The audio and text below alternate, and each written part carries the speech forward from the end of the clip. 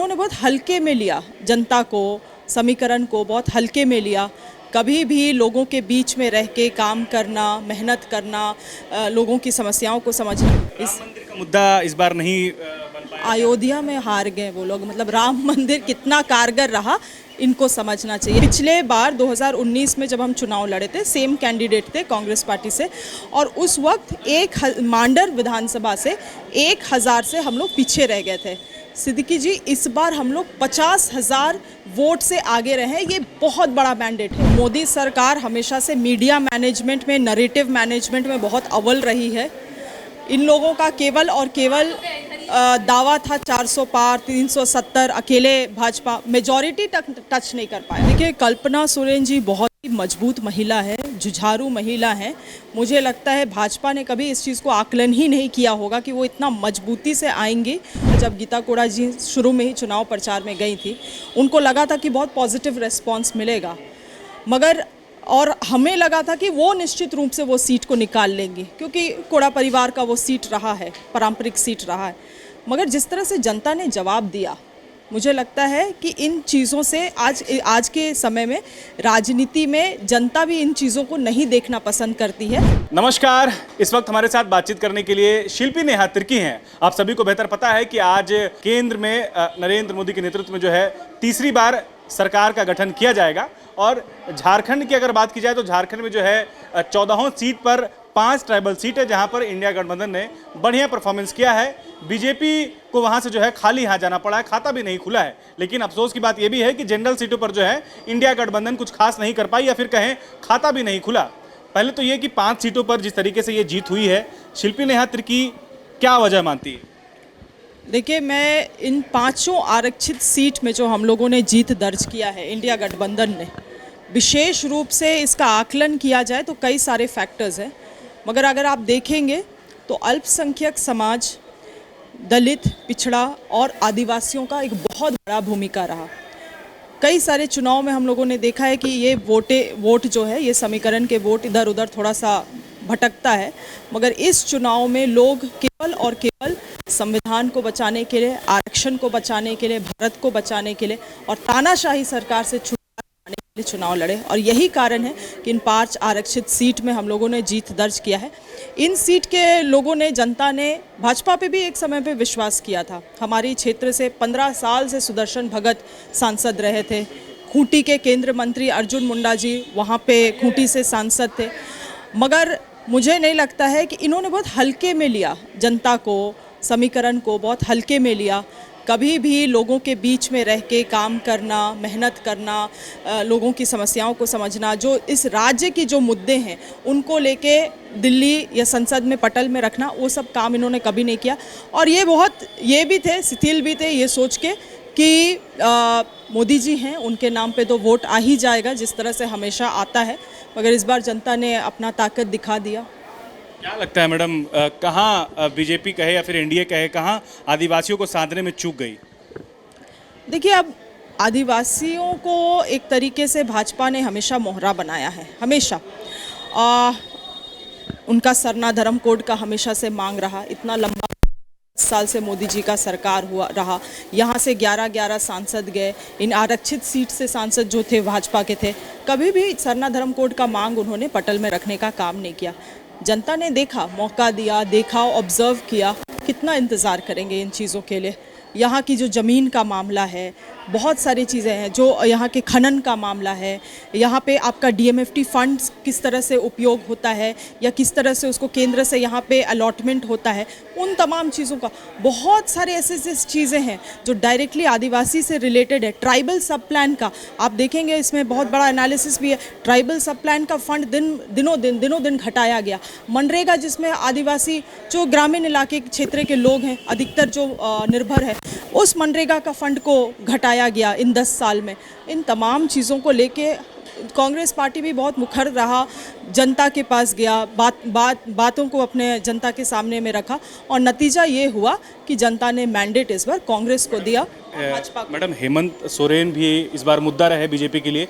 भ्रष्टाचार पर उन्होंने उनको घेरा, और खास करके ट्राइबल रिजर्व सीटों पर खुले मंचों से प्रधानमंत्री ने उनका जिक्र करते हुए कहा कि जिनके नेता खुद जो है वो जेल में हो, उन्हें आप क्या चुनेंगे? उन्होंने इतना बड़ा घोटाला किया है, जेल में है, तो क्या लग रहा है कि इसका असर नहीं हो पाया या फिर जनता इसको किस तरीके से ली? मैंने अपने आकलन में इस बात को रखना मैं भूल गई। आपने बहुत सही कहा, हेमंत सोरेन जी का भी जेल में होना आदिवासी समाज के बीच में एक बहुत बड़ा मुद्दा रहा चुनाव के दरमियान। और निश्चित रूप से प्रधानमंत्री आए, बहुत सारे चीज़ों को बोल के गए, मगर ये लोग अपने आप को दूध का धुला समझते हैं। आप देखिए ना, चुनाव के समय अरविंद केजरीवाल जी को बेल मिलता है, हेमंत सोरेन जी को बेल क्यों नहीं मिलता है? ये तो बहुत ही आश्चर्यचकित वाली बात है। अब एक संवैधानिक रूप से या लोकतंत्र में सभी को अधिकार है चुनाव लड़ने का या प्रचार करने का। कुछ समय उनको बेल दिया जा सकता था, इंटरिम बेल दिया जा सकता था, मगर ये तमाम चीज़ें नहीं हुई। जनता इसको अपने तरीके से समझने का काम किया है इन सिचुएशंस को, और उसके अनुसार ही वोट भी दिया है। कल्पना सोरेन एक विकल्प के तौर पर उभरी और उन्होंने भी कम समय में कैंपेन किया और जनता से जुड़ पाई, कनेक्ट कर पाई अपने आप को, खास करके उन सीटों पर जो आरक्षित सीटें हैं। आपको क्या लगता है कल्पना सोरेन को लोगों ने किस तरीके से लिया, और उनका हेमंत सोरेन के जगह पर मंचों पर जा करके जो है भाषण देना, वो कैसा लगा? देखिए, कल्पना सोरेन जी बहुत ही मजबूत महिला है, जुझारू महिला है। मुझे लगता है भाजपा ने कभी इस चीज़ को आकलन ही नहीं किया होगा कि वो इतना मजबूती से आएंगी, और निश्चित रूप से मुझे लगता है हेमंत सोरेन जी का मार्गदर्शन उनके साथ हमेशा से बना रहा है, और वो भी बहुत एक क्विक लर्नर रही हैं, बहुत सारी चीज़ों को देख के समझा है। वो रणनीतिकार भी रही इस चुनाव में, एक बहुत बढ़िया प्रवक्ता भी रही इस चुनाव में, और उनके तरफ लोगों का रुझान भी बहुत पॉजिटिव था। तो निश्चित रूप से आने वाले समय में हमको लगता है कल्पना सोरेन जी, क्योंकि मैं आपके चैनल के माध्यम से उनको बधाई भी देना चाहती हूँ, फॉर्मली तो अभी तक उनसे भेंट नहीं हो पाया है, गांडे का चुनाव उन्होंने जीता, तो आने वाले समय में मुझे लगता है कि वो झारखंड के पॉलिटिक्स में एक बहुत अहम कड़ी बनेगी। दो महिला नेताओं की और चर्चा हो रही है इस बीच। पहले तो कि गीता कोड़ा और दूसरी सीता सोरेन, दोनों अपनी अपनी सीट जो है चुनाव हार चुकी हैं। शिल्पी जी को क्या लगता है, क्या वजह रही उन दोनों की? देखिए, गीता कोड़ा जी और सीता सोरेन जी दोनों ही आरक्षित सीटों से चुनाव लड़ रही थी। मैं आपको बतलाना चाहूँगी सिद्दीकी जी कि आदिवासी जो होते हैं वो सिद्धांतों में चलने वाले लोग होते हैं, और छल कपट, ये दल बदलना, ऐसी चीज़ें अपने लाभ के लिए, ये सभी चीज़ों को वो दुत्कारते हैं।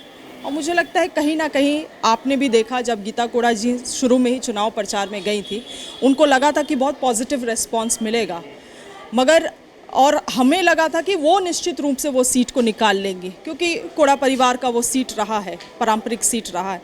मगर जिस तरह से जनता ने जवाब दिया, मुझे लगता है कि इन चीज़ों से आज के समय में राजनीति में जनता भी इन चीज़ों को नहीं देखना पसंद करती है कि आप एक समय तक एक दल के साथ हैं, और जैसे ही मौका मिला कि नहीं, आप अपने लाभ के लिए if you jump the boat, आप नाव बदलते हैं, तो लोग इसको नहीं स्वीकारते हैं। दोनों की अगर बात की जाए, गीता कोड़ा हो चाहे सीता सोरेन ने, उन्होंने जब पार्टी छोड़ा था तो उन्होंने एक आरोप लगाया था इंडिया गठबंधन पर, खास करके आप लोगों पर, कि उन्हें वो रिस्पेक्ट नहीं मिली, उन्हें वो जगह नहीं मिला। तो क्या लगता है कि वो जो आरोप लगा रही थी वो कितना सही था? देखिए, सीता सोरेन जी का तो पारिवारिक मसला हमेशा जो उनका बयान आता है, लगता है पारिवारिक मसला है। 15 साल परिवार, वो विधायक थी, परिवार के साथ जो भी है सुलझाना चाहिए था, या अभी भी समय है सुलझाना चाहिए, मगर वो उनका अपना पर्सनल मैटर है, इसलिए मैं ज़्यादा कमेंट नहीं करना चाहूँगी। गीता कोड़ा जी का बात अगर आप कहें तो उनको तो कार्यकारी अध्यक्ष के बीच भी ये बात हो रही थी मैडम, वो भाषण में अपने कह रही थी कि मुझे वो रिस्पेक्ट या फिर कहें वो जो जगह मिलनी चाहिए वो नहीं मिला। वही मैं बोल रही हूँ सिद्दीकी जी, सीता सोरेन जी का जो मामला था वो पारिवारिक मामला था। आपने उनका बयान को सुना होगा कि मुझे परिवार में जगह नहीं मिली है, तो पारिवारिक चीज़ है। अब इंटरनल चीज़ में मैं क्यों कमेंट करूँ, मैं किसी के परिवार में कमेंट करने वाला। कोड़ा के बारे में क्या सोचती हैं? एग्जैक्टली गीता कोड़ा जी का आप देखेंगे तो कांग्रेस पार्टी ने उनको कार्यकारी अध्यक्ष बनाया, एक लौता महिला कार्यकारी अध्यक्ष कांग्रेस पार्टी में, एक लौता महिला सांसद कांग्रेस पार्टी ने उनको टिकट दिया। मतलब ये सम्मान नहीं है? आज मैं भी चाहूँगी कि मुझे भी कार्यकारी अध्यक्ष बनाया जाए, मैं भी चाहूँगी कि मुझे सांसद बनाया जाए, टिकट मिले पार्टी से। ये सब चीज़ें सम्मान नहीं है तो क्या है? मगर इससे ज़्यादा आप क्या सम्मान ढूंढ रहे हैं? सेंट्रल पे बात कर लेते हैं। एग्जिट पोल जो आ रहे थे उनको एग्जिट पोल देख करके पहले आप क्या सोच रही थी? जिस तरीके से एग्जिट पोल में एक बड़ा जो है एनडीए को बड़ा दिखाया जा रहा था और लगभग कुछ चैनलों में 400 का भी जो है आंकड़ा छूता हुआ दिख रहा था, लेकिन जब नतीजे आए वो बिल्कुल विपरीत थे। आप एग्जिट पोल को लेकर क्या लगा? देखिए, मोदी सरकार हमेशा से मीडिया मैनेजमेंट में, नरेटिव मैनेजमेंट में बहुत अव्वल रही है। इन लोगों का केवल और केवल दावा था 400 पार, 370, अकेले भाजपा मेजॉरिटी तक टच नहीं कर पाया। एग्जिट पोल का जहाँ तक बात है तो एग्जिट पोल इनका केवल और केवल फॉर्जरी था, साइकोलॉजिकली हम लोगों को डिमोटिवेट करने के लिए, और आपने देखा कि जनता ने भी उसको नकार दिया।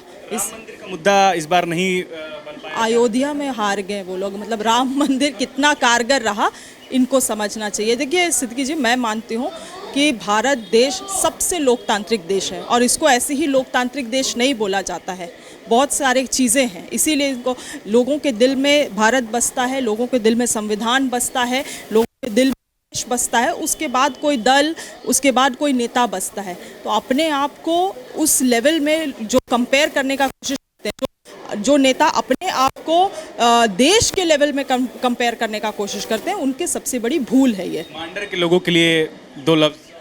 मैं मांडर की जनता को, लोहरदगा की जनता को दिल से नमन करती हूँ, धन्यवाद करती हूँ। मैं जितना भी आभार प्रकट करूँ कम है।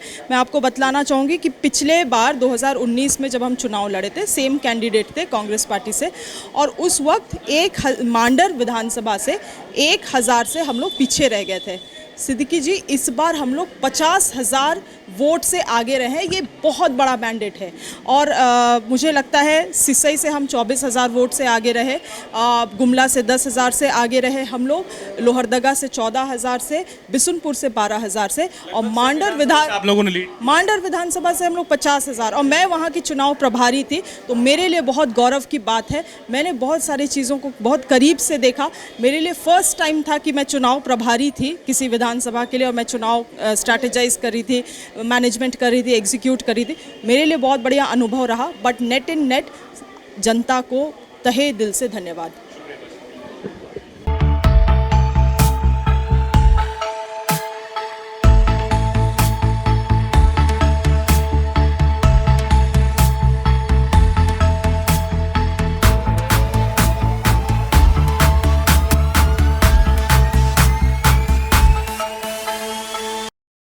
बायोम मेडिकल प्रिपरेशन का एकमात्र संस्थान, जहां है complete digital classrooms, individual doubt counters, video lectures, student tracking system, library facility, 100% result oriented rankers batch, study package and class notes in PDF। Jharkhand के इतिहास में पहली बार नीट यूजी में 700 मार्क्स पार। 10th पास स्टूडेंट्स के लिए फाउंडेशन कोर्स और 11th पास student के लिए फ्रेशर कोर्स। 12th पास स्टूडेंट्स के लिए टारगेट कोर्स 18 अप्रैल से शुरू हो रहे हैं। Contact biome. thefollowup.in. Like, share and subscribe. www.thefollowup.in